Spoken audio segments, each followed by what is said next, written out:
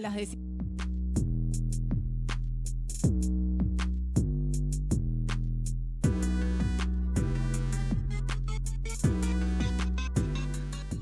Hola a todos y todas, somos Nadie Afuera, un podcast hecho por militantes y laburantes al servicio de todos aquellos y aquellas que necesiten una trinchera de lucha, que en este momento en Argentina es un montón de gente.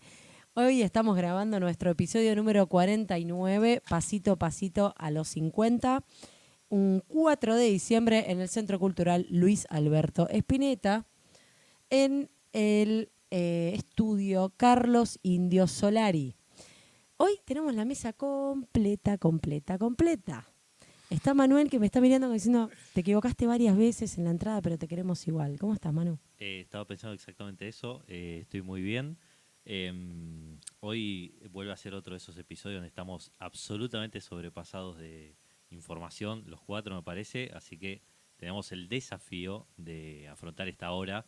Bueno, es verdad, acá hacen que esto más o menos, ¿verdad? Porque una pata de la mesa está medio renga, pero bueno, vamos a darlo todo igual en esta horita. Tenemos a Martín, que tiene por primera vez en la historia, por primerísima vez en la historia, impreso un Word. Se ve ahí. ¿Tú qué tenés ahí? Tengo muchas cosas anotadas. En general son todas cosas para decirles a ustedes lo que tienen que hacer y lo que no tienen que hacer. Ya nombraron Rengo, ya me acordé de Jorge Macri, no podía evitarlo. Obviamente. Nuestro querido Jorge Macri. Hoy estuvo reprimiendo un poquito ahí a los jubilados. Estuvo reprimiendo un poquito porque, viste, bueno, No se quiere quedar atrás. Ya me iba a ir a la mierda. Cuidado. No existe más el INADI, pero igual Calmate. calmate. No te fuiste, mira, en 2 minutos nada más te reíste un rengo, no pasa nada. Ya arrancamos Bueno, el capítulo, vamos con tranquilito. Jonah. Jonah, ¿cómo estás? Bien, contento de volver a la mesa. Bueno, sé que me han tratado muy bien en mi ausencia, como siempre. Así que contento de estar acá, ya haciendo como el balance del año. Vieron que ya empieza a suceder eso. Y bueno, uno pone en el balance y dice, me da negativo. Y sí, olvídate, ¿cómo no te va a dar negativo? Fuiste papá, boludo. Obvio, no, pero estoy hablando igual del balance de la cuenta de banco. Entonces el doble Claro, es por negativo. eso. No hay forma de que te dé positivo Claro. con este gobierno. Así que nada, bien, por suerte. A mí me da cero la cuenta del banco. Bien. Y en general ya hace años que no hago más balance, porque como siempre me da mal. Digo, ¿por qué carajo hacemos esto? Es una pelotudez, no hay que hacerlo más. Bien. Bueno, tenemos un episodio, como decía Manu, cargadísimo, ATR Guachopiola, así que el comienzo, vamos directo a los bifes, no me pero vengan ni con que está déjame jugando un River, ni que está poquito. jugando San Lorenzo, ni que Racing salió campeón. Y que ya, No, nada. boluda, No. ya, lo primero que hay que decir para darle continuidad a este podcast es, ya Colapinto ya ni termina mal las carreras, ya empieza Ni y la choca, empieza, ya sí, directamente sí. ya como bueno. Pobre, ya está, che, ya no le hagan bullying. ya es un fracaso, La China parece ser que ya lo dejó. Un fracasado absoluto. Viste que estaba la publicidad en YPF que apareció De Paul, ¿no? Que le decía, nosotros dimos la vuelta en Qatar, ahora te toca a vos. No llegó a dar una vuelta. No llegó a dar una vuelta en Luciano. Lamentablemente no llegó a dar una vuelta. Creo que de las últimas 14, 15 carreras no terminó, creo que terminó una sola. Sí. Una bomba de humo tremenda. Absolutamente. Me dijeron que la China Suárez ya lo empezó a seguir a Cuader. También. A ver si metían un fin Che, en Asunción. paren con la China. Eh, Calmémonos con la Che, China. yo quiero hablar de una cosa muy seria que me pasó ayer, Excelente. que es la cuestión cuando uno está en un evento social, ¿no? Nosotros ayer estábamos preparando todo de cara al evento que tenemos la semana que viene, Sí. y viene alguien y te trae un mate. Dice, che, ¿querés un mate? Y Sí. vos agarrás y ves, primero un mate de plástico. ¿no? Violeta. Ahí ya partimos, ya estamos mal. Sí. Y agarrás, mirás adentro y ves como que, viste, con el riachuelo que decís, ¿eh? Titanic. Claro, ves a Jack flotando la madera, qué sé yo, y decís, che, te agradezco, ¿no? Te agradezco mucho, pero no sé, viste, yo creo que es una cuestión de respeto, ya, uno que tiene 35 años, ya, o sea, hace 15 años que estoy aportando a mi jubilación. El mate se toma como viene. Y aparte te voy a decir más. Vamos a empezar a cuidar. Vamos a cuidar un poquito la yerba porque hay paro de yerbateros y los compañeros yerbateros dijeron que no van a levantar el paro hasta que no les paguen más el kilo de yerba mate. Con lo cual yo empiezo a decir que empiecen a secar la yerba al sol porque Y en 3, reutilizarlo. 2, 1 nos vamos a quedar sin yerba. Claro. Dejémonos de joder con eso de tan argentino, ¿viste? Tomaste 2 matecitos y ya lo tirás. Calmate, porteño. Claro. Calmate, porteño. Yo voy a decir El que- mate se toma hasta que dé. Digo que me voy a cruzar con Maru, porque yo no solo voy a estar al lado de Martín, sino que voy a señalarte con el dedo y decir, claro, Maru dice todo lo que dice, porque forma parte de una legión muy deplorable, muy detestable, que son los docentes en la sala de maestros.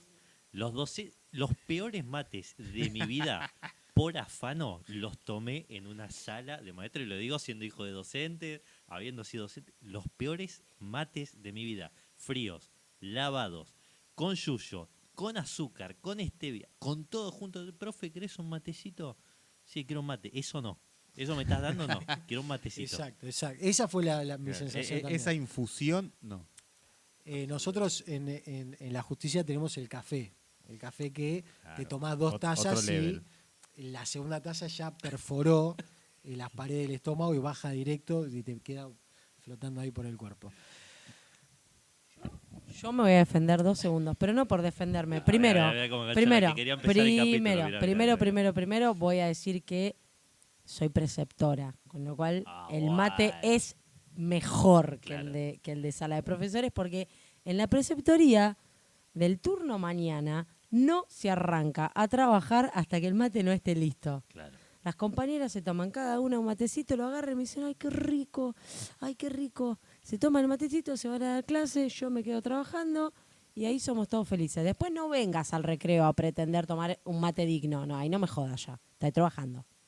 Así que después de esto y de decirle a la gente que el mate se toma como se puede y como esté, que bueno, algunos son más exquisitos que otros, podríamos ir arrancando. ¿Vos qué decís, Martín? Yo diría que vayamos arrancando porque las semanas pasadas nos dedicamos a analizar un poco el rearmado de Milei para el 2025. Después, la semana pasada, vimos qué estaba pasando de este lado del río, donde qué rol estaban jugando las dirigencias, qué estaba pasando con la militancia. Y ahora vamos a hacer un paneo un poquito más saliendo de nuestro país o partiendo de nuestro país, pero hacia un capítulo dedicado a la geopolítica, o por lo menos en gran parte dedicado a la geopolítica, porque a partir de una tesis de Álvaro García Linera, retomada por un montón de gente, y me parece que está bueno retomarla, de esto de establecer el tiempo liminal, ¿no? Ese tiempo entre el ocaso de un ciclo económico y el comienzo de uno nuevo, y todo lo que va pasando en el medio mientras el anterior no termina de terminarse y mientras el nuevo no termina de consolidarse. Por supuesto, también vamos a decir que siempre los procesos son desiguales y combinados, ¿no? No es que vamos a terminar con el proceso neoliberal de globalización y vamos a pasar a algo totalmente distinto. Probablemente sigan coexistiendo, pero en el medio van pasando un montón de cosas. Y en ese medio que van pasando un montón de cosas, en nuestro país también van pasando un montón de cosas, porque en esta semana ya nos enteramos que una gran parte del establishment económico salió a decir abiertamente que el plan de gobierno que está haciendo Milei es exactamente el mismo de Martínez de Oz, y que por eso Miguel Ángel Broda, Cavallo, todos vinculados a ese proceso, le están dando algunas advertencias de, che, mirá que esto ya fracasó en la dictadura, ¿no? Como para que no quede ninguna duda.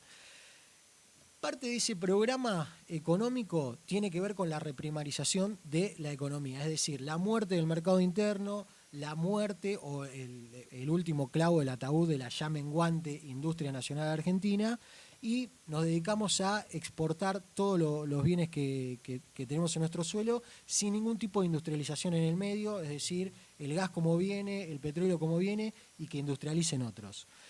En ese sentido me parece que hay un caso testigo muy interesante en nuestro país, que es el de Paolo Roca, o Paolo Roca, como se denomina él mismo, que es que se está reconvirtiendo en el plano argentino en un empresario del petróleo, con posiciones estratégicas en YPF, ¿no? De donde él, uno de los principales competidores de YPF, mete gente en el directorio de YPF y continúa creciendo con Tecpetrol, pero las inversiones grandes a nivel industrial las empieza a hacer en México, en Brasil y en Colombia. Entonces me parece que ahí está una clara muestra de este proceso que estamos viviendo, seguido de un informe que salió esta semana de la Confederación de Sindicatos Industriales que dice que desde diciembre de 2023 hasta hoy cerraron 2.333 empresas, entre ellas la mayoría pymes, y se perdieron 126.000 puestos de trabajo. Esos 126.000 puestos de trabajo, como siempre el trabajo industrial, es un trabajo más calificado que el resto de los trabajos, por ende se va restituyendo hacia otras ramas de la rama laboral, probablemente en estas nuevas modalidades de plataformas, ya sea Uber, ya sea Rappi. Es decir, se va perdiendo el trabajo de calidad y vamos entrando en una dinámica de, en el mejor de los casos, sos monotributista. Pero ¿qué está pasando en el mundo? ¿No? En el mundo observamos muy claramente que a partir de la crisis de 2008, la denominada crisis de Lehman Brothers, que trajo un montón de consecuencias en América Latina, principalmente la pérdida del valor de las exportaciones de materias primas, que trajo muchas consecuencias durante el gobierno de Cristina Kirchner y que de alguna manera termina siendo coronada con la devaluación del 2012. Ese proceso abrió un nuevo camino en la economía mundial, o por lo menos de aquellos países, digamos los países que integran, los países que se reúnen en la cumbre de Davos, que son quienes determinan los ciclos de acumulación internacionales debido a que son los países imperialistas y más potentes de la Tierra. En ese sentido, respaldados por dos trabajos, uno que presentó el Fondo Monetario a principio de año y otro que presentó la Universidad de Harvard, como les gusta decir a muchos de este lado, dos instituciones que no pueden ser acusadas de trotskistas, ¿no? Que hoy estuvo charlando mucho el tema del trotskismo fuera de micrófono, muestran que a partir del 2008 hasta el día de hoy, el promedio de políticas de proteccionismo del Estado hacia las industrias en esos países más poderosos pasaron de 34 a más de 3.000. Es decir, el promedio de políticas de proteccionismo creció exponencialmente en esos países. Y creo que con las elecciones en Estados Unidos se terminó de ver claramente cómo a partir de este fracaso del neoliberalismo globalizador, que muere en 2008, pero que no termina de extinguirse, empieza a surgir una nueva reorganización de los imperios, de decir, en el caso de Estados Unidos se ve con total claridad, decir, bueno, volvamos a traer, va a ser una inversión enorme para renacionalizar una de las fábricas de semiconductores que estaba en Taiwán, en Arizona, volvemos a las obras de infraestructura megamillonarias. Y en ese contexto digo, bueno, nosotros cómo nos estamos incorporando al mundo, ¿no? Y cuál es la importancia de esa incorporación en el mundo. Y por ahí acá empecemos a abrir un poquito el juego antes de meternos en los distintos casos que tenemos del mundo, para decir, bueno, desde qué lugar también uno como oposición o como una fuerza que quiere cambiar las cosas, estamos en un momento de cambio a nivel global que nos permite la posibilidad por ahí de decir, bueno, ¿por qué no armamos un proyecto liberador y de reindustrialización del país que permita retomar las mejores tradiciones que nos tenemos que remitir al 45, al 55 probablemente? Pero bueno, me parece que también hay que animarse a pensar esas cosas. Sí, absolutamente. Yo creo que respecto a uno de los puntos que marcabas sobre el trabajo, el otro día la escuchaba a la diputada nacional Julia Estrada, que mencionaba un dato muy interesante, y es que los tres sectores de la economía que están apalancando este crecimiento, entre mil comillas, son justamente, nosotros venimos marcando, energía, agroindustria y no me acuerdo cuál más, pero que también forma parte de estos típicos, así como que justamente son de la reprimarización de la economía. Esos sectores generan el 5% del empleo total de Argentina. Y los otros sectores, comercio, gastronomía, industriales, representan el 48% del empleo. Y todos esos están con caídas de 15, 20, 25 puntos interanuales. Entonces digo, ahí se ve bien claro esto de a dónde te lleva cada modelo, porque justamente vas a empezar a tener, esto que decía Martín, toda una masa muy importante de trabajadores, muy importante, que puede ser que algunos estén, tanto en comercio como en gastronomía, seguro ya precarizados, pero puede ser que esa precarización sea todavía más una pauperización de no solo de sus condiciones laborales, sino del tipo de trabajo que vas a hacer. De decir, bueno, viste, o entrás a cualquiera de los otros sectores, energía, etcétera, etcétera, que son trabajos ultra calificados, ultra bien pagos, pero también así, ultra concentrados, 5% o menos, y todo lo demás, bueno, miseria absoluta, digamos. Ese es el esquema del mercado laboral que se armaría con este modelo económico que tiene como correlato final, por lo menos dentro de lo que se habla ahora, ¿no? Que es este mantra que viene repitiendo todo el mundo, de la macroordenada. La macroordenada como algo sagrado, que son los países como Perú, como Chile, etcétera, etcétera, que tienen una macroordenada hace 30, 40, 50 años, pero anda a fijarte cómo es el mercado laboral, cómo son los derechos, cómo es esto, cómo es lo otro. Sí, yo creo que el principal problema es efectivamente esta situación que te empuja a el desempleo, la precarización laboral. No hay que dejar de lado que ya aprobaron una reforma laboral, ¿sí? Que la apertura de importaciones cada vez es más grande. Ahora ya empiezan con esta idea, ¿no? De, bueno, traete algo a través de Amazon que te llega a la puerta de tu casa. Los 2 tornillos que no querés ir a la ferretería te llegan a la puerta de tu casa, te los traen allá. Bajo una idea falaz, ¿no? De que, bueno, vos abrís la economía y hay que salir a competir al mundo para bajar los costos y, bueno, generar que tus industrias, todo esto bajo la idea, ¿no? del liberalismo más acérrimo que impulsan. Tus industrias van a tener que competir, ayornarse y poder justamente sostenerse en base a, bueno, mejorar sus costos. Pero el mismo Milei lo dijo hace ya mucho tiempo en una entrevista, bueno, van a tener que competir y el que no, que se funda, ¿sí? Ese fundirse de esa empresa implica justamente el desempleo y mucha gente que va a tener que salir a buscar trabajo en lo que encuentre, con las condiciones que encuentre, bajo una normativa, una ley que es ultra precarizadora. Entonces, bueno, el panorama que se abre ahí es realmente complejo, me parece. Ahí me hacías acordar un poco a una frase que había dicho Macri en su momento, que era ante el reclamo también de estas pymes, ante la apertura indiscriminada de importaciones, era, bueno, muchachos, tienen que reconvertirse y convertirse en importadores ustedes también. Dejen de producir acá y dedíquense a la importación. Sí, me parece también que ahí pensándolo en cómo es la inserción de Argentina en el mercado mundial y cómo se distribuyen los roles en un periodo que justamente podría ser, digamos, de transiciones, ¿no? No transiciones en términos de desarrollo necesariamente de un nuevo sistema económico, sino transiciones de las economías de los países centrales.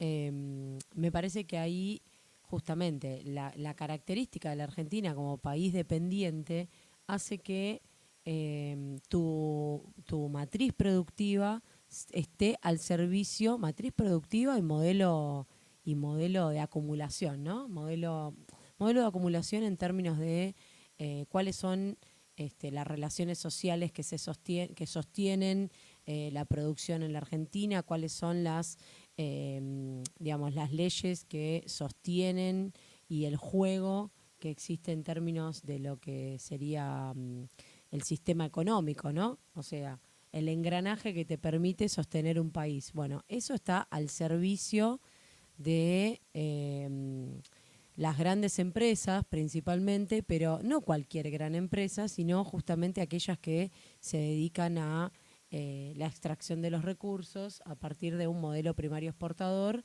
que va teniendo distintas características en la historia de la Argentina. Y eso también va migrando en relación a las necesidades de los países imperialistas. En este momento, cuando las barreras aduaneras se cierran en los países como Estados Unidos, Francia, Alemania, ¿no? Entonces empiezan a poner trabas a la importación de los productos que se puedan llegar a producir en otros países, lleva a que las clases dominantes en la Argentina lleven el modelo productivo a, en vez de una sustitución de importaciones, en vez de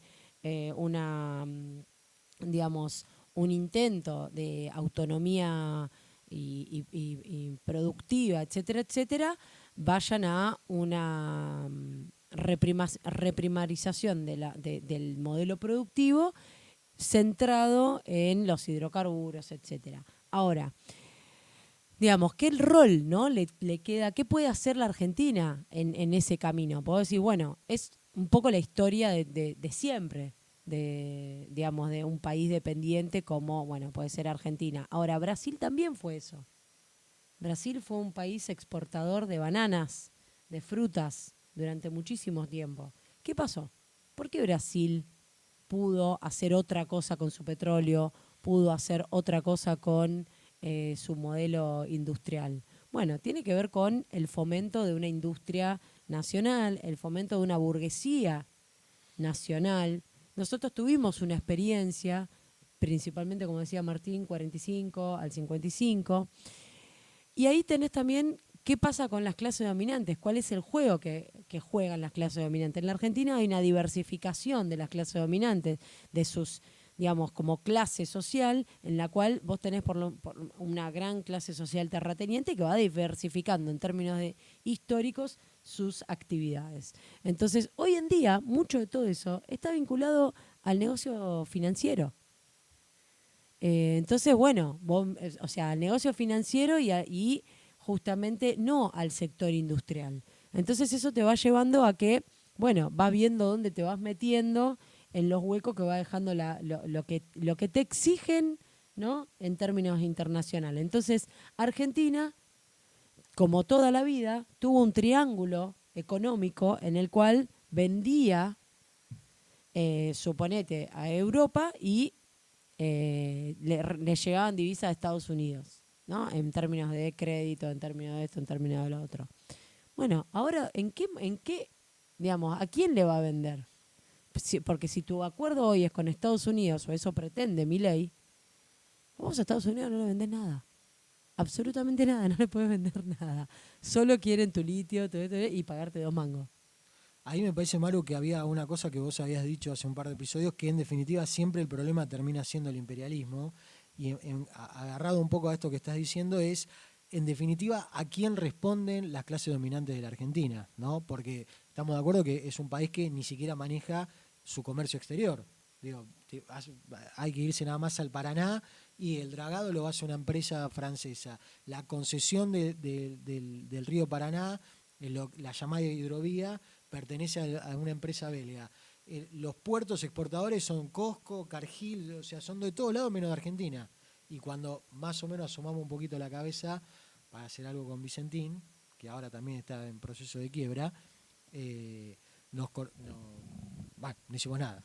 Basta con mirar un poco, y yo recomiendo mucho un autor que siempre se me va el nombre, ya va a venir. Basta con mirar un poco cuando cambian drásticamente los gobiernos en la Argentina, a quiénes le dan los negocios. Ahí vos te das cuenta y decís, mirá, claro, este juega esto, aquel juega. O sea, con Macri pasó. Le sacan la concesión de tal cosa y se la dan a tales amigos, y tales amigos resulta que tenían, ¿no?, en Panamá Papers y esto y aquello. Y bueno, ¿qué está haciendo este gobierno en esos términos? Está volviendo a plantear la privatización. ¿A quiénes les quiere entregar las empresas claves de la Argentina? Bueno, ahí es donde vamos a ver entonces cuál es el juego que están queriendo imponer. Me parece que en esos términos tenemos que prestar justamente atención para poder también comprender de qué la van. Avanzando en la temática del día de hoy, encontré, gracias a un querido camarada, un estudio realizado por el Instituto Internacional de Estudios de la Paz de Estocolmo, que es una medidora internacional de prestigio, que también empieza a mostrar una tendencia ya bastante irreversible, de que desde el 2009 hasta la actualidad el crecimiento en el gasto militar de los países de las grandes potencias no paró de crecer, teniendo un crecimiento exponencial entre el 2022 y el 2023 como nunca antes en la historia, de un 6,8% en promedio general. Obviamente que los tres países que más crecieron en este sentido son Estados Unidos, China y Rusia en ese orden. Y me parece importante detenernos en el caso de China, porque acá te descuidás y te quieren decir, tanto Milei como Sabino Vaca Narvaja, para decir alguien de la otra vereda, que China es simplemente un paisito como que simplemente quiere negociar y nada más. Y entonces este estudio dice que China destinó en 2023 $296 mil millones a la partida militar, que fue un aumento del 6% respecto a 2022. Te digo, ¿para qué China va creciendo en este sentido? Si es un país que solo se dedica a comercializar. Y ahí creo que tenemos que volver a un libro, una piedra basal, por lo menos de una parte de esta mesa seguro, que es El imperialismo, fase superior del capitalismo, donde Lenin explica con total claridad la génesis de la Primera Guerra Mundial y cómo los monopolios van dividiéndose el mundo hasta que llega un momento que ya en la mesa no podés dividir más y pasamos a el conflicto armado. Entonces, metiéndonos en el conflicto armado, uno de los principales que está abierto en el día de hoy, o al día de hoy, es el que se disputa en territorio ucraniano entre la OTAN y Rusia. Sí, hace poco hubo un hecho que terminó desencadenando distintos cambios. Vamos a tratar de hacer como la línea de tiempo un poco. Y es que salió un anuncio público, digamos, al menos así se nos presentó ante los ojos de todos, que era, se habilitó a Ucrania a atacar a Rusia con un cierto tipo de misiles que solamente podían ser operados o podían ser utilizados por soldados, digamos, o personas calificadas del ejército norteamericano. Y iban a ser misiles norteamericanos. Bueno, ese anuncio tiene una característica, antes de seguir avanzando, y es que nunca hubo una comunicación oficial por parte de Estados Unidos, sino que fue un trascendido que salió principalmente en el Wall Street Journal, adelantando que eso iba a pasar. Y en los días siguientes, cuando le preguntaban a Biden, esto es así, no es así, lo puede confirmar al presidente, no decía ni que sí ni que no. Entonces, decimos, ya en el medio de una guerra, que es entre Rusia y Ucrania, que Estados Unidos tome esa decisión, pero que esa decisión sea, entre comillas, comunicada o adelantada o filtrada por un medio de comunicación, nos da la pauta, o nos da para pensar por lo menos dentro de cómo se libra una guerra, sobre todo nosotros perteneciendo al mundo de Occidente, digamos, el poder de los medios hegemónicos en Occidente. Y digo, a cualquiera de nosotros nos puede pasar que si vos te querés enterar cualquier cosa, siendo un argentino promedio, querés saber cualquier cosa de lo que está pasando entre la guerra Rusia-Ucrania, y todos los medios tienen una línea clarísima de los pobres ucranianos, pobrecitos, y todos los demás tratando de sostenerlo, y Rusia, que es, bueno, el demonio en la tierra, o sea, Putin es el demonio en la tierra. Y digo, bueno, uno nunca va a analizar un conflicto así, pero digo, es como operan los medios hegemónicos occidentales. Bueno, y en este caso mostraron su poder de fuego de esta manera. Y bueno, si bien este anuncio significó una escalada en el conflicto, ya que Estados Unidos después admitió indirectamente que iba a mandar a sus propios ingenieros a disparar estos misiles, lo mismo pasó con los británicos, con otros tipos de misiles muy parecidos a lo de los yanquis, pero que tenían otro nombre. Y esto lo remarcamos, que lo estamos diciendo, porque justamente para disparar estas armas de esta complejidad no lo podía hacer ningún soldado ucraniano, porque son soldados específicamente entrenados para disparar ese tipo de armamento. Entonces, para pasarlo en limpio, decir es que los soldados estadounidenses en un caso o británicos en otro están directamente participando de la guerra. Ahora, estos misiles o este enfrentamiento se dio que fueron lanzados solamente sobre dos regiones, una llamada Kursk, que ya había sido atacada anteriormente, y otra llamada Briansk, y fueron pocos los misiles que, según informó Putin después, lograron ser interceptados mayoritariamente y no ocasionaron ningún daño. O sea, materialmente no sucedió nada demasiado tremendo, sí simbólicamente el hecho tuvo un peso importante. Y la primera consecuencia de esto, como para cerrar esta línea de tiempo, es el cambio que esto produjo en el protocolo nuclear ruso, que es quizá lo más interesante para adelante del conflicto, porque esto contábamos es cosas que ya forman parte del pasado. Hay que aclarar que todos los países con armamento nuclear tienen un protocolo determinado que los habilita a responder a determinadas agresiones con dicho armamento. Y en este caso, los rusos modificaron la parte que decía que ellos pueden responder con un armamento nuclear cuando una potencia de iguales características ataque territorio ruso. Ahora, eso decía antes, lo que dispusieron es que Rusia puede atacar con armamento nuclear cuando se dé esa circunstancia o cuando reciban un ataque de un país no nuclear, pero con patrocinio de un país con armamento nuclear, como fue en este caso. Ucrania no tiene armas nucleares, Estados Unidos sí. Ahora, esa fue la primera consecuencia y la segunda fue lo que para mí es una novedad muy interesante a tener en cuenta, que fue el misil con el que efectivamente Rusia respondió a esa escalada de la guerra, que fue el misil Oreshnik, que traducido significa avellano, tiene un nombre así como bastante inocente, claro. y te vuela en pedazos. Las características de este misil es muy interesante y me voy a detener en esto porque yo creo que va a abrir una nueva era en el enfrentamiento mundial, que es el misil más rápido del mundo, que llega a una velocidad de 10 Mach 10, que es 10 veces la velocidad del sonido, es decir, 3.000 kilómetros por segundo. Es decir, es un misil que tiene la capacidad de llegar en menos de 20 minutos a cualquiera de todas las ciudades importantes europeas. Casi como el cohete de Menem. Exacto, que se iba a elevar a la estratosfera. Es que efectivamente, igual este cohete tiene que elevarse a la estratosfera para después caer. Y acá entramos en una cuestión interesante, que es que Rusia consigue, por un lado, demostrar que tiene la única tecnología militar hoy en el mundo, que es esta, que además esa tecnología militar no puede ser repelida por ninguno de los medios de defensa convencionales que existen hasta hoy, ni el domo de los israelíes, ni el sistema antiaéreo de los yanquis, porque va a una velocidad tal que no existe una capacidad de respuesta que esté a la altura, pero sobre todo que es por primera vez la prueba efectiva, porque siempre en términos bélicos se habla de que no solamente hay que tener el armamento, sino que hay que tener la capacidad de lanzarlo.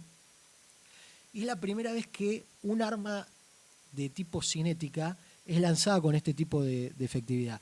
Putin se encargó de decir que es un arma precisa, es un arma de precisión, es decir, que puede recorrer una cantidad de kilómetros, puede dar vuelta al globo y atacar con precisión con un objetivo, pero además el misil tiene 6 cabezas que pueden estar cargadas con explosivos convencionales o explosivos nucleares. En este caso no llevó ningún tipo de explosivo, pero la velocidad de caída es tan alta porque se eleva hasta la estratosfera y empieza a caer, que aunque no haya tenido ningún tipo de cargamento explosivo interno, lo que se calcula, por lo menos lo que dicen los medios rusos, es que la temperatura en el impacto llegó a los 4.000 grados centígrados, es decir, 1.000 grados menos que una bomba nuclear.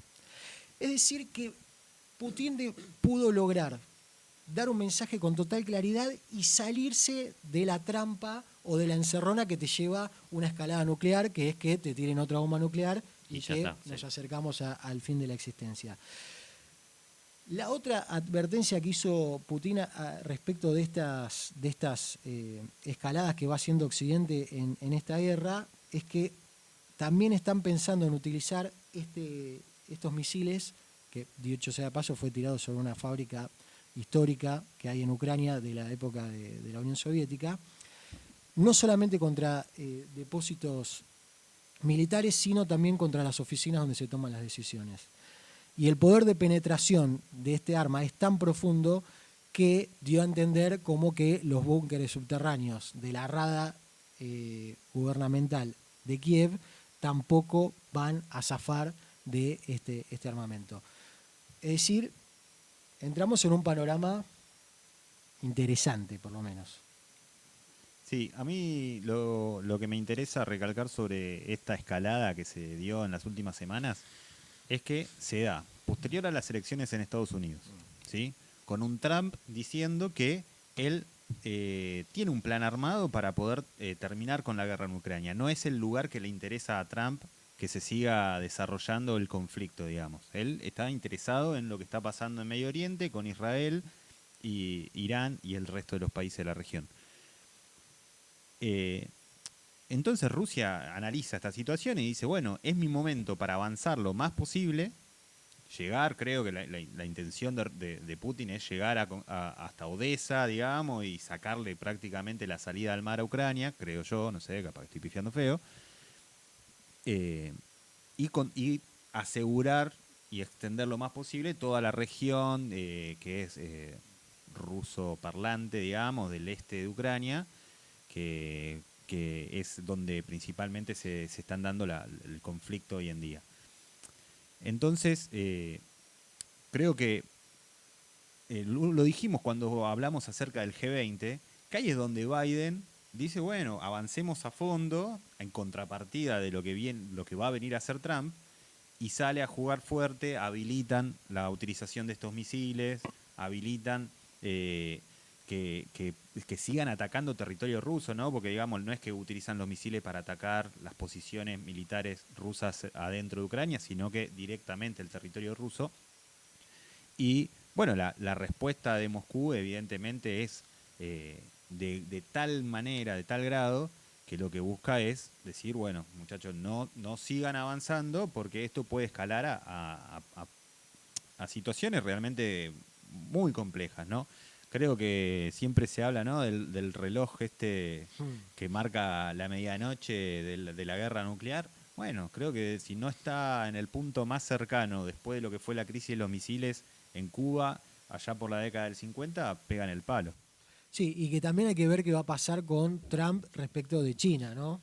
Por eso también decíamos los números de crecimiento militar de China, porque sabemos que en principio está proponiendo una guerra comercial que después, tarde o temprano, se va a trasladar a algún tipo de conflicto. Y digo, me parece que, parte de lo que pasó esta semana repleta de conflictos de el estado de sitio en Corea del Sur, la situación en Francia, que ahora nos vamos a meter ahí, muy complicada la situación en Alemania, el avance de una derecha fascistoide en toda Europa en general, el quilombo en Siria, donde se empiezan a enfrentar dos miembros del BRICS, uno recientemente ingresado como Turquía, con el que está presidiendo este año el BRICS, que es Rusia. Me parece que son todas marcas de una época que se están dentro del contexto de este tiempo liminal que decíamos al principio. Me parece que también una cosa para pensar respecto de, digamos, las características de este tipo de guerras, que son guerras, digamos, en las cuales se involucra mucho armamento militar, tiene que ver justamente con la destrucción, ¿no? Si hay una industria que es espectacularmente exponencial el dinero que te genera, ¿sí? Es una industria que está preparada para autodestruirse. Y justamente una de las cuestiones que normalmente se marcan cuando hablamos de la Segunda Guerra Mundial o cuando hablamos de conflictos bélicos de este tipo es que normalmente cuando los países imperialistas están en crisis y no tienen a dónde carajo poner sus excedentes de capitales, normalmente lo que sucede es una guerra acá, una guerra allá. Obviamente, de paso, aprovechan y avanzan en términos estratégicos, en términos de apropiación de territorios que no les corresponden, etcétera, etcétera. Pero me parece que también lo tenemos que analizar en esos términos. En el caso de China, China también tiene un crecimiento económico que ya no tiene dónde meter. O sea, ya no tiene dónde meter los capitales que produce. Capitales en términos de plusvalía. ¿Dónde carajo mete todo ese excedente? Por un lado, siempre va a lo financiero, a las burbujas especulativas, a los préstamos internacionales. Una vez que ya no tienen dónde más meterlo, empiezan a producir otras cosas. No digo, porque por algo las crisis en el capitalismo son crisis de sobreproducción relativa. ¿Por qué decimos relativa? Porque por un lado hay una sobreproducción de gente que no puede comprar justamente todos los bienes que están en el mercado, pero al mismo tiempo los necesita. Entonces, las armas, las balas, Estados Unidos, una de las principales industrias que tiene y una de las principales industrias que le genera, digamos, ingresos, etcétera, es el armamentista. Y muchas empresas se vuelcan a esa producción justamente en momentos en los cuales ¿qué carajo hago con este capital, no? Sí, a mí me parece justamente que acá está bastante claro algo que está sucediendo respecto a esto, ¿no? De China, ¿dónde pone la guita? Hablábamos también hace unos episodios de el puerto que pusieron en Perú. Al mismo Chancay. tiempo, financia trenes a lo largo y ancho de África. Financia la ruta de la seda en todo el sudeste asiático, ¿no? Bueno, toda esa guita que pone China acá y allá en el mundo es para favorecer el libre comercio que pretende China. Acá se da esa cosa paradójica, ¿no? En la que vos tenés un Estados Unidos que cada vez se vuelve más proteccionista y una China que lo que busca en realidad es extender el libre comercio, entre muchas comillas, ¿no? Ese libre comercio que lo favorece, obviamente, porque lo que va a buscar es las materias primas baratas en todos lados donde le conviene, obviamente, ¿no? Extraer de África. Que acá es donde creo que muchas veces entra en juego una contradicción que se da dentro de los sectores populares, y es que dicen, bueno, China busca favorecerte de alguna manera, porque pone guita. Es verdad que muchas veces, como lo dijo hasta Milei, no pide nada a cambio. No pide nada a cambio ahora, ¿sí? Ese es el problema de tener una mirada cortoplacista y no entender estos juegos de las potencias imperialistas que terminan siendo a largo plazo. Porque China no es que está invirtiendo cada vez más plata en portaaviones, que creo que es lo que más necesita, o submarinos, porque está pensando que el año que viene va a ir a la guerra, que puede pasar. Sino que están pensando de acá a 10, 20, 30 años, porque necesitan tener un ejército lo más armado posible para prepararse para una guerra que es inevitable, que en algún momento termine sucediendo entre las potencias imperialistas, donde después terminamos perjudicados todos. Y ahora, antes de pasar ya a Francia para seguir avanzando, también hay que retomar todo el tiempo la importancia estratégica de nuestra región, porque si hay un problema que tiene China y que tiene casi toda Europa, es que no se puede autoabastecer de ningún tipo ni de energía ni de alimentos. Y nosotros nos podemos autoabastecer a nosotros mismos y potenciar una industria que sea cabeza en el mundo, y que además lo hemos demostrado con capacidades, desde los ferrocarriles, que exportábamos ferrocarriles al mundo de vanguardia. Nosotros teniendo los recursos naturales, los recursos humanos y toda una gran expansión territorial, no tenemos el conflicto ni de los tornados, ni de los maremotos, ni de nada. Y a nosotros nos viven cagando hace más de 500 años. Es decir, entonces, por eso hablamos de la inserción internacional, la importancia de la idea de la patria grande y sobre todo la importancia de sacarnos a los Álvarez Agis de la vida, que nos vienen a decir que estamos pagando muy barata la energía. Mirá, Álvarez Agis, andá a hacer economía a España, hermano. Acá eso que está diciendo es una pelotudez, porque el problema acá es otro. No es si estamos pagando barato, si un jubilado que ahora le recortaron los medicamentos está pagando 100 pesos de gas o 10.000 pesos de gas.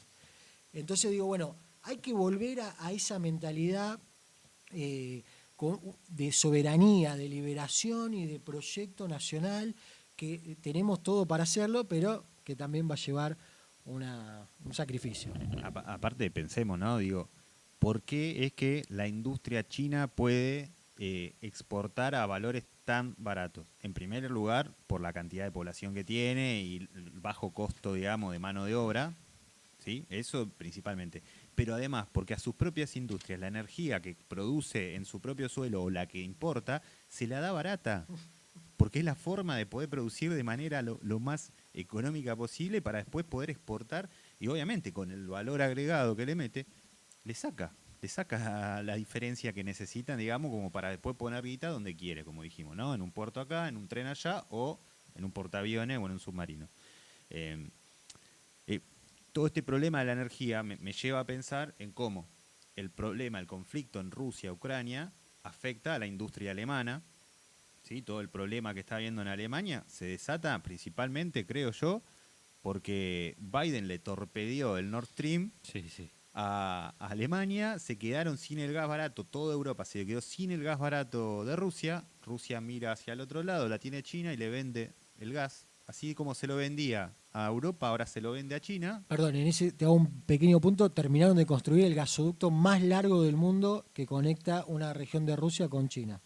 Bueno, entonces, y deja sin ese gas barato a toda Europa, que ahora, dicho sea de paso, después Estados Unidos le termina vendiendo a través de barcos eso mismo, no dan puntada sin hilo, obviamente, pero lleva a una crisis industrial en Alemania, lleva a que después de todo este ciclo de Merkel al frente de la política alemana, vienen gobiernos que no logran dar pie, digamos, no logran hacer pie, generan un crecimiento, obviamente, de la derecha, y afecta a todas las potencias europeas. Y dentro de eso afecta a Francia. ¿Por qué me interesaba, y les decía antes que me interesaba hacer un puntito en Francia? Porque Francia es una potencia que tenía cuasi colonias en África, ¿no? Hay varias ex colonias, entre comillas, francesas, que eran sumamente dependientes de Francia. Ya lo hablamos acá, lo que pasó con toda la región del Sahel, donde uno de los países, como si no me equivoco era Mali, que producía uranio, que el uranio a nivel internacional, voy a decir un número random, ¿sí? Bueno, no me acuerdo exacto, pero el kilo de uranio se vende a $100 y Francia lo extraía y se lo compraba a Mali por $1 el kilo, ¿sí? Claro. Como para tener una dimensión de cómo era la expoliación de los recursos en las cuasi colonias francesas, que además utilizan una moneda, que es el franco CFA. el CFA, que se imprime en Francia, ¿no? Digamos, o sea, el banco que lo Banco controla- Central. Exacto, el banco que lo maneja es un banco en Francia. Bueno, ahí creo que es donde podemos mirar como para hacer un contrapunto con lo que pasa en Argentina respecto a cómo se comportan los países dependientes, ¿no? Hubo todo un movimiento panafricanista donde la punta de lanza creo que terminan siendo estos tres países, que son Mali, Burkina Faso y se me fue el nombre. Níger, exacto, donde hubo golpes de Estado, obviamente, venían sumamente atravesados por una cruzada yihadista, ¿sí? Que, o casualidad, en los últimos meses encontraron que esos grupos yihadistas tenían armas que habían sido destinadas a la guerra en Ucrania, ¿sí? Es decir, hacían toda una triangulación de que las armas occidentales iban supuestamente a Ucrania, tocaban puerto ucraniano, llegaban a África y le llegaban a estos yihadistas, que obviamente están financiados y fomentados por, como dicen estos mismos países, por Francia, para desestabilizar la región y mantenerlos, obviamente, dentro de su red de control. Bueno, estos países hubo golpe de Estado, se formaron gobiernos que hoy en día se están sacando de encima, de hecho ya se sacaron de encima a las tropas francesas que tenían en los países, se sacan de encima a las empresas francesas que controlaban las principales industrias del país, industria entre muchas comillas, ¿no? Porque son países con una economía muy pauperizada, y pasan a controlar la extracción de oro, la extracción de uranio, están desarrollando las primeras empresas de alimentos de los países, ¿sí? Están construyendo hospitales, construyendo escuelas, digamos, cómo es una muestra de cómo sacarse de encima a las potencias extranjeras les permite a ellos poder desarrollar a través de una mirada soberana su país. Pero no solamente una mirada soberana del país, sino una mirada soberana panafricanista, que se extiende a otros países de la región donde quizás están un poco más acomodados institucionalmente y no hay golpes de Estado, pero sí hay elecciones y terminan ganando terminan ganando candidatos que abonan a esta mirada de decir, bueno, empecemos a mirarnos hacia adentro y tratemos de buscar una solución a todos los problemas que atravesamos sin la necesidad de las intervenciones extranjeras. Y para seguir sumándole cositas a esto, obviamente a estas situaciones la ven como oportunidad China, Rusia, Turquía, que agarran y ponen también juegan sus fichas ahí adentro. China, anunció, si no me equivoco, ayer, que le levantaba todos los aranceles a los productos africanos. Es decir, para fomentar la exportación de los productos africanos hacia China, le levantan los aranceles. Para que ven lo que decía, ¿no? Al principio respecto a esta mirada del libre comercio que plantea China. Bueno, como tienen un superávit, tienen un excedente tan grande, se pueden permitir esa quita de aranceles a esos productos para poder acercar posiciones con todos esos países que están buscando una liberación desde su manera. Y cómo afecta eso a Francia, al punto que Macron hace 3 meses nombra como primer ministro a un tipo que no me acuerdo el nombre, pero hoy el Parlamento francés, con los votos de la derecha de Le Pen y la izquierda del Nuevo Frente Popular, con Mélenchon a la cabeza, digamos, como figura más visible, votan estos dos sectores sumamente opuestos, que el voto de no confianza, digamos, a este primer ministro para que se destituya y deja a Macron nuevamente tambaleando de un hilo. Bueno, muy interesante todo. Muy rico todo. Tenemos, lo va terminando claro, sí. Pero tenemos que volver al sur, a la situación de los jubilados, ¿no? Me parece que es uno de los temas que tenemos pendientes. Bien, temas jubilados. Jubilados, medicamentos y los últimos anuncios que realizó el Gobierno Nacional en relación a la cobertura de los medicamentos para los y las jubiladas del PAMI, ¿sí? Hoy hubo nuevamente, como todos los miércoles, la ronda de los jubilados al Congreso, pero antes que eso fueron a el PAMI Central, ahí en Microcentro, justamente para exigir la gratuidad nuevamente de todos los medicamentos que necesitan los y las jubiladas. Hay que decir 2 cosas. Por un lado, hoy le sacaron los medicamentos gratis a los jubilados. ¿Por qué digo esto? Porque el gobierno está diciendo, no, nosotros no sacamos ningún medicamento, hay un subsidio. Bueno, pero si el jubilado tiene que hacer un trámite, se lo sacaste. Hasta que el jubilado no haga el trámite, no va a tener el medicamento. Cuando antes iban directamente con la, digamos, con la orden médica del PAMI, de un médico firmada, y le daban su medicamento, no importaba el monto que cobrara. Hoy en día, lo que dice el gobierno es que los jubilados que van a seguir cobrando, que van a seguir accediendo a medicamentos gratuitos, no todos los medicamentos, sino 4, creo que si no me equivoco, cuando hay jubilados que, tienen que comprar medicamentos mucho más que 4, es hasta 389.000 pesos. Que obviamente eso no le alcanza a ningún jubilado. Los jubilados que tienen la mínima se supone que siguen teniendo los medicamentos en tanto en cuanto completen esos formularios que muchas veces son imposibles de completar. Lo que hay que decir es que el ajuste que están sufriendo los jubilados no es solamente en términos de el no aumento a las jubilaciones, el no aumento de ese bono de 70.000 pesos, sino que también la quita de estos subsidios implica un nuevo ajuste. ¿Por qué digo esto? Porque la inflación interanual entre octubre del 2023 y el 2024 fue de 193%. Y la inflación de los medicamentos fue de 294%. Es decir, que es un porcentaje mucho más alto que la inflación en sí. El gobierno acordó, ¿sí?, con los laboratorios un aumento del 4% por encima de la inflación.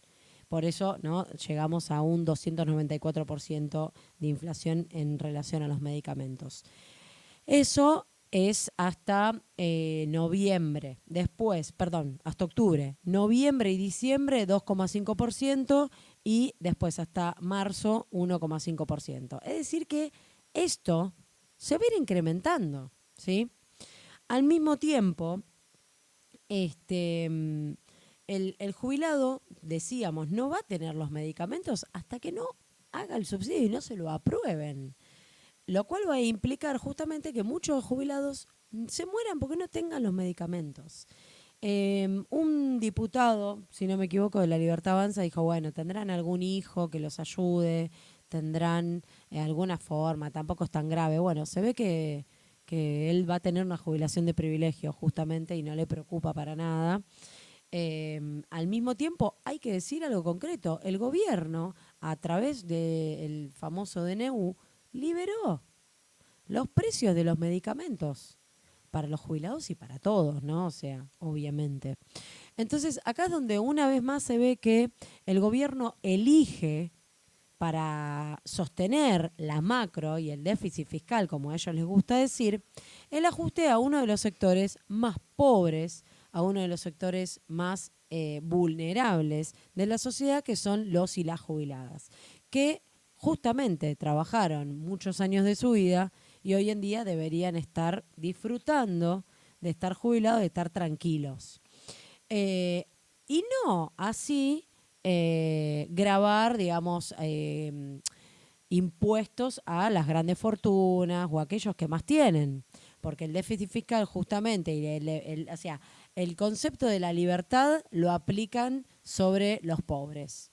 Al resto le clavo lo que a mí se me pinta, digamos. En esos términos me parece que es importante tener en cuenta justamente cuál es la política del gobierno respecto a los jubilados y cuál va a ser la política del gobierno en general, porque esto no es que impacta sobre la población, que aparte es justamente, no tienen posibilidad de generar otros ingresos.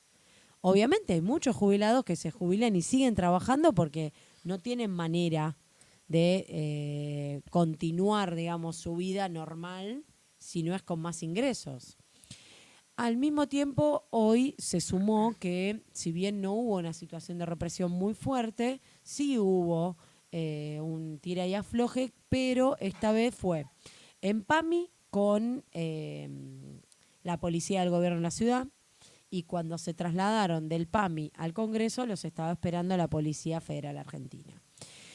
La verdad que es patético, la verdad que la situación de los jubilados es muy, muy grave y yo creo que los miércoles todos tenemos que empezar a ir a acompañar a los jubilados. Los sindicatos que tienen sus propias comisiones de jubilados, esto ya lo dijimos 1,5 millones de veces, tienen que justamente acompañar a los jubilados porque aparte han sido aportistas. Otro reclamo, perdón, y ahí cierro, un reclamo de los jubilados es ellos tener control sobre sus propios fondos. Porque hay que decirlo, loco, los fondos del ANSES y los fondos del PAMI son de los aportes de los y las jubiladas. Incluso, si no me equivoco, uno de los artículos del ANSES indica que los jubilados pueden tener control sobre los fondos, que se lo están metiendo en el centro de donde no te da el sol. Manuel, ¿qué querías decir? No, te iba a decir respecto a lo que mencionabas antes de los sindicatos, creo que lo mencionamos ya en otras de las movilizaciones de los miércoles, en particular de los jubilados y después en general de esta época donde hay una represión, una tentativa de represión tan salvaje a plena luz del día, es que escuchaba el testimonio justamente de una jubilada que contaba, me sacaron los medicamentos, etcétera, etcétera, etcétera, y yo la última movilización a la que fui fue a la de Ley Bases, y no voy más, porque cuando vi que se llevaban a todos detenidos, etcétera, etcétera, etcétera, no voy más, dice, ¿para qué voy a ir? Ya de por sí estoy mal de salud, me sacaron los medicamentos y encima tengo que ir y exponerme a que me lleven en cana, etcétera, etcétera. Eso por un lado, y después me parece que hoy, si bien es un poco quizás tirado de los pelos como para atar todo esto, pero creo que hoy se dio una foto, o se terminó de armar una foto desde la mañana hasta la tarde, que era, nos encontramos a la mañana con la noticia de Cuader, senador nacional, que vendió su voto para la ley Bases, detenido en la frontera con Paraguay con $200.000 en la mano, que no pudo justificar. A la tarde, con eso estuvimos a lo largo del día.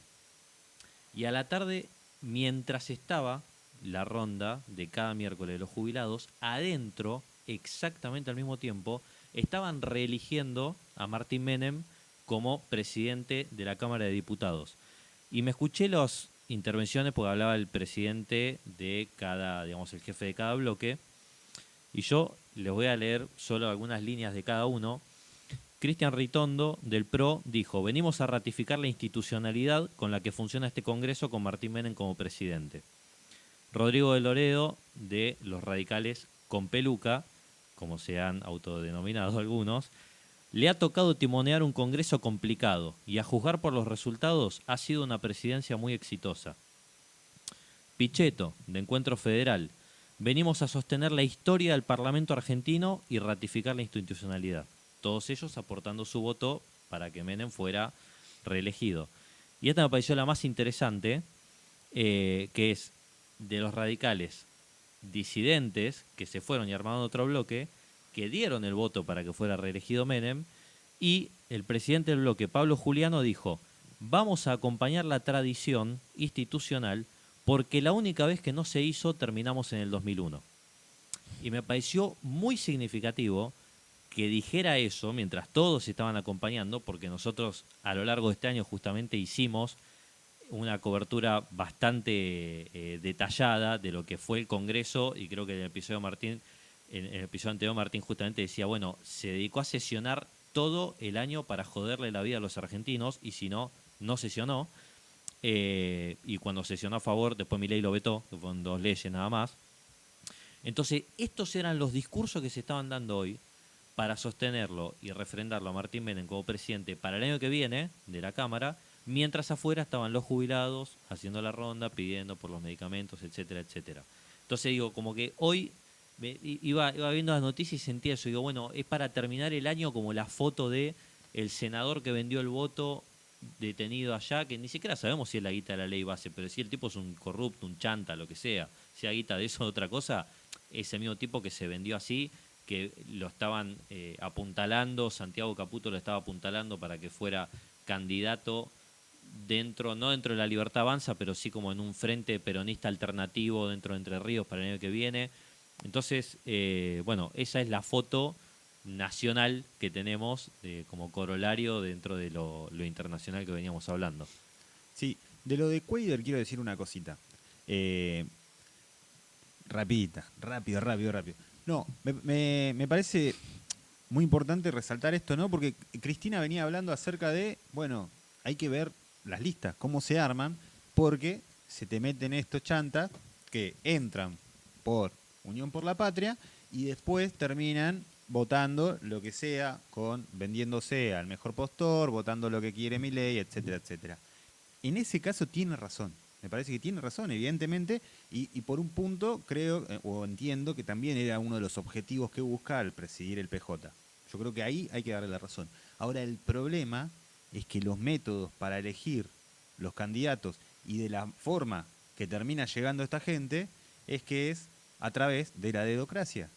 No son los militantes o todos los sectores populares lo que termina siendo un proceso para llegar a esas candidaturas, sino que terminan siendo los que rosquean para llegar a las posiciones, escalan, llegan esto, lo otro, y bueno, y después te termina saliendo un Cuéllar, que fue el que se militó todas las elecciones para que ganara Unión por la Patria, y el 10 de diciembre a las 12 del mediodía asumió Milei y ya fue a venderse. Sí, y esto lo puedes tomar como un corrupto de los hechos, de la guita, que yo.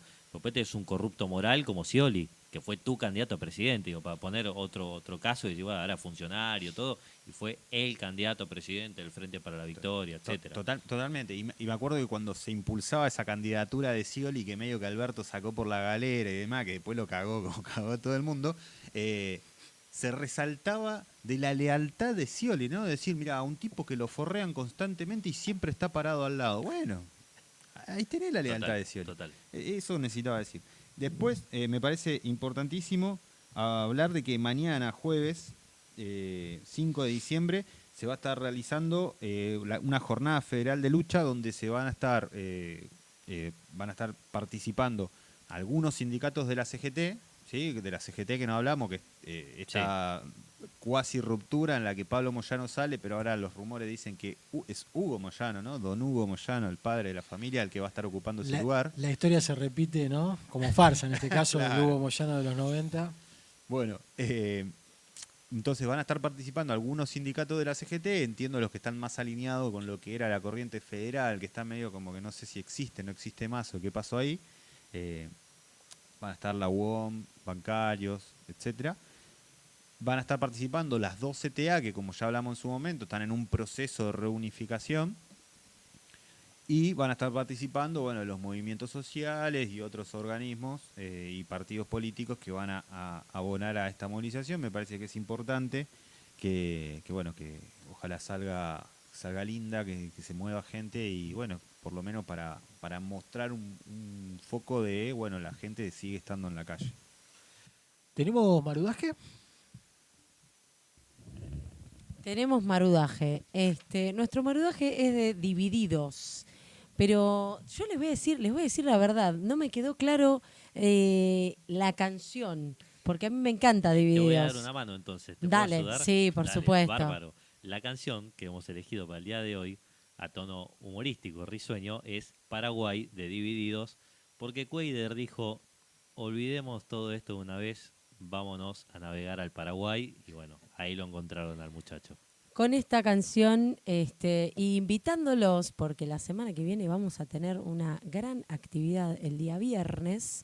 Vamos a estar haciendo el episodio con público, así que ya vayan agendándolo, básicamente. 7 de la tarde en el Centro Cultural Luis Alberto Spinetta, en la calle Morón, que no me acuerdo la dirección. 4510. 4510. Si vos esperabas que con esos gestos que me hizo yo pueda decir 4510, estás equivocada, Kiara. Les mandamos un beso a todos, los esperamos el día viernes 13 a partir de las 19 horas. Después va a haber unos choripanes, van a haber un poquito de joda, va a haber una banda de cumbia. Va a estar muy piola la actividad. ¿Por qué? Porque cumplimos un año, en realidad 50 episodios. Con lo cual los esperamos a todas y a todas. Síganos en Instagram, denle like, compartan nuestros episodios, decile a tu vieja, a tu viejo que no se escuche, mandale el episodio, el último, a tu hermana y decile que le dé play mientras lava los platos. Así que les mandamos un saludo a todos y todas.